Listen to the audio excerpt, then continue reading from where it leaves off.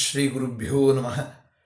ವಸುದೇವಸುತಂ ದೇವಂ ಕಂಸಚಾಣೂರಮರ್ದನಂ ದೇವಕಿ ಪರಮಾನಂದಂ ಕೃಷ್ಣಂ ವಂದೇ ಜಗದ್ಗುರುಂ.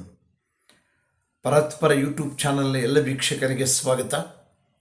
ಹಿಂದಿನ ವಿಡಿಯೋದಲ್ಲಿ ರಾಜವಿದ್ಯಾ ರಾಜಗುಹ್ಯ ಯೋಗಕ್ಕೆ ಸಂಬಂಧಿಸಿದಂತೆ ಮೊದಲ ಮತ್ತು ಎರಡನೆಯ ಶ್ಲೋಕಗಳಲ್ಲಿ ಭಗವಂತ ಶ್ರೀಕೃಷ್ಣನಿಗೆ ಅತ್ಯಂತ ಶ್ರೇಷ್ಠವಾದ ವಿದ್ಯೆಯನ್ನು ಮತ್ತು ರಹಸ್ಯವಾದಂಥ ವಿದ್ಯೆಯನ್ನು, ಆ ವಿದ್ಯೆ ಎಂಥದ್ದು ಅಂತಂದರೆ ಅದು ಪರಮ ಪವಿತ್ರವಾದದ್ದು ಮತ್ತು ಎಲ್ಲ ಯೋಗ್ಯವಾದಂಥ ಧರ್ಮದಿಂದ ಕೂಡಿರುವಂಥದ್ದು ಮತ್ತು ಅವಿನಾಶಿಯಾದದ್ದು. ಅಂತಹ ವಿದ್ಯೆಯನ್ನು ನೀನು ಕಲ್ತ್ಕೊಳ್ಬೇಕು, ನಿನಗೆ ಆ ವಿದ್ಯೆಯನ್ನು ನಾನು ಬೋಧಿಸ್ತೀನಿ ಅಂಥೇಳಿ ಶ್ರೀಕೃಷ್ಣ ತಿಳಿಸಿದ. ಮತ್ತೆ ಮುಂದುವರೆದು 3-4ನೇ ಶ್ಲೋಕಗಳಲ್ಲಿ ಏನನ್ನು ವಿಷದಪಡಿಸ್ತಾ ಇದ್ದಾನೆ ಅಂತ ನೋಡೋಣ. ಅಶ್ರದ್ಧಾನಾ ಪುರುಷಾ ಧರ್ಮಸ್ಯಾಸ್ಯ ಪರಂತಪ ಅಪ್ರಾಪ್ಯ ಮಾಂ ನಿವರ್ತಂತೆ ಮೃತ್ಯು ಸಂಸಾರ ವರ್ತ್ಮೆನಿ ಅಂತ ಹೇಳಿದ ಭಗವಂತ.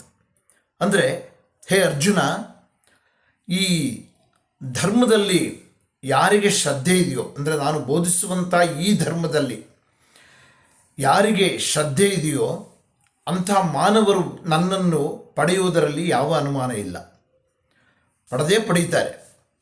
ಅದರಲ್ಲಿ ಅಶ್ರದ್ಧೆ ಇರೋರು, ಶ್ರದ್ಧೆ ಇಲ್ಲದೇ ಇರತಕ್ಕಂಥವ್ರು ನನ್ನನ್ನು ಪಡೆಯದೆ ಮೃತ್ಯು ಸಮಾನವಾದಂಥ ಸಂಸಾರಕ್ಕೆ ಪುನಃ ಪುನಃ ಬರ್ತಾ ಇರ್ತಾರೆ ಅಂತ ಹೇಳ್ದ.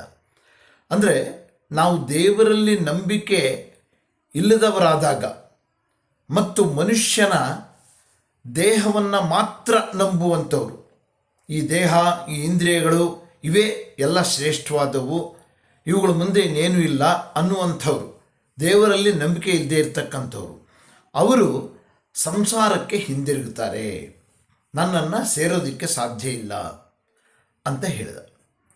ಮತ್ತೆ ಮುಂದುವರೆದು ಮಯಾ ತತಮಿದಂ ಸರ್ವಂ ಜಗದವ್ಯಕ್ತಮೂರ್ತಿನಾ ಮತ್ಸ್ಥಾನಿ ಸರ್ವಭೂತಾನಿ ನ ಚಾಹಂ ತೇಷ್ಠವಸ್ಥಿತಃ ಅಂತ ಹೇಳ್ತಾ ಇದ್ದಾನೆ. ಅಂದರೆ ಅವ್ಯಕ್ತ ಸ್ವರೂಪನಾದಂಥವನು ಭಗವಂತ ಎಂಥವನು ಅಂದರೆ ಅವ್ಯಕ್ತ. ನಮ್ಮ ಕಣ್ಣಿಗೆ ಕಾಣ್ತಾನ ಭಗವಂತ? ಕಾಣಲ್ಲ. ಕಣ್ಣಿಗೆ ಕಾಣದೇ ಇರತಕ್ಕಂಥವನು ಅವ್ಯಕ್ತ ಮೂರ್ತಿಯಾದ ನಾನು ಈ ಜಗತ್ತೆಲ್ಲವನ್ನೂ ವ್ಯಾಪಿಸಿಕೊಂಡಿದ್ದೀನಿ, ಎಲ್ಲ ಪ್ರಾಣಿಗಳು ನನ್ನಲ್ಲಿ ಇವೆ, ನಾನು ಅವುಗಳಲ್ಲಿ ಇಲ್ಲ ಅಂತ ಹೇಳ್ತಾನೆ ಭಗವಂತ. ಎಲ್ಲ ಪ್ರಾಣಿಗಳಲ್ಲೂ ನಾನಿದ್ದೀನಿ, ಆದರೆ ನನ್ನಲ್ಲಿ ಅವು ಇಲ್ಲ. ಅಲ್ಲ, ನನ್ನಲ್ಲಿ ಎಲ್ಲ ಪ್ರಾಣಿಗಳು ಇವೆ, ನಾನು ಅವುಗಳಲ್ಲಿ ಇಲ್ಲ ಅಂತ ಹೇಳ್ತಾ ಇದ್ದಾನೆ ಭಗವಂತ. ಅಂದರೆ ದೇವರು ಈ ಪ್ರಪಂಚದಲ್ಲೆಲ್ಲ ಆವರಿಸ್ಕೊಂಡಿದ್ದಾನೆ, ಅತೀಂದ್ರಿಯ ಸ್ವರೂಪನಾಗಿರ್ತಾನೆ. ಅಂದರೆ ಇಂದ್ರಿಯಗಳೊಂದಿಗೆ ನಮ್ಮ ಹಾಗೆ ನಿಮ್ಮ ಹಾಗೆ ಇರಲ್ಲ, ಅತೀಂದ್ರಿಯ ಸ್ವರೂಪನಾಗಿರ್ತಾನೆ, ಪ್ರಪಂಚಾದ್ಯಂತ ಆವರಿಸ್ಕೊಂಡಿರ್ತಾನೆ. ಅವನಿಲ್ಲದೆ ಯಾವುದೂ ಇಲ್ಲ, ಭಗವಂತನಿಲ್ಲದೆ ಯಾವುದೂ ಇಲ್ಲ. ಆದರೆ ನಾನು ಯಾವುದರಲ್ಲೂ ಇಲ್ಲ ಅಂತ ಹೇಳ್ತಾನೆ. ಅಂದರೆ ಅರ್ಥ ಅಲ್ಲಿ ಅವುಗಳಿಲ್ಲದೆ ಭಗವಂತ ಇರ್ಬೋದು, ಆದರೆ ಭಗವಂತನಿಲ್ಲದೆ ಅವ್ಯಾವೂ ಇರೋದಕ್ಕೆ ಸಾಧ್ಯ ಇಲ್ಲ. ಯಾವುದೇ ಪ್ರಾಣಿಗಳಾಗಲಿ ವಸ್ತುಗಳಾಗಲಿ ಭಗವಂತನಿಲ್ಲದೆ ಅವ್ಯಾವೂ ಇರೋದಕ್ಕೆ ಸಾಧ್ಯ ಇಲ್ಲ. ಭಗವಂತ ಅವ್ಯಾವೂ ಇಲ್ಲದೆ ಇದ್ದರೂ ಇರೋದಕ್ಕೆ ಸಾಧ್ಯ ಇದೆ.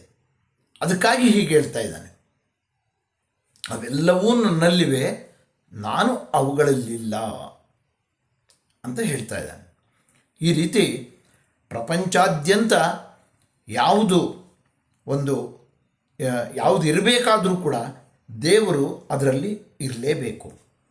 ಆದರೆ ದೇವರು ಯಾವುದಕ್ಕೂ ದಾಸನಲ್ಲ, ಅವನು ಅತೀಂದ್ರಿಯನಾಗಿ ಸರ್ವವ್ಯಾಪಿಯಾಗಿರ್ತಾನೆ ಅನ್ನುವಂಥ ಮಾಹಿತಿಯನ್ನು ತಿಳಿಸ್ತಾ ಇವತ್ತಿನ ಈ ವಿಡಿಯೋವನ್ನು ಮುಕ್ತಾಯ ಮಾಡ್ತೀನಿ.